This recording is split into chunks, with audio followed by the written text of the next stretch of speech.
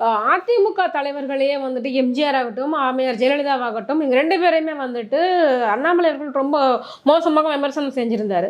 அந்த கட்சி கூடவே திரும்பவும் போய் நீங்க கூட்டணி வச்சிருக்கீங்களே, ஏன் எங்க மேல இருக்கிற வழக்குகள்ல இருந்து தப்பிக்கிறதுக்காக இந்த கூட்டணியா? இல்ல எங்க மேல இந்த வழக்கம் இல்ல. அந்த வழக்கை வந்து சட்டப்படி சந்திக்கிறதுல எங்களுக்கு தயக்கமும் இல்ல. இல்ல ஈடி ரைடு நான் முடிச்சிடறேம்மா. நீங்க கேட்ட கேள்விக்கு நம்ம சொல்றேன். எந்த வழக்கை பார்த்தோம் பயப்படுற நிலைமை இருந்தா நாடாளுமன்ற தேர்தல் நேரத்தில் அதிமுக பாரதிய ஜனதா கட்சி விட்டு விலகி வந்திருக்காது. ரெண்டாவது நீங்க அண்ணாமலையை வந்து இன்னைக்கு அவர் விமர்சனம் பண்ணதனுடைய விளைவை அவர் அனுபவிச்சுட்டு இருக்காரு. இன்னைக்கு தமிழ்நாடு பாரதிய ஜனதா கட்சியுடைய தலைவர் அண்ணாமலையா இல்ல.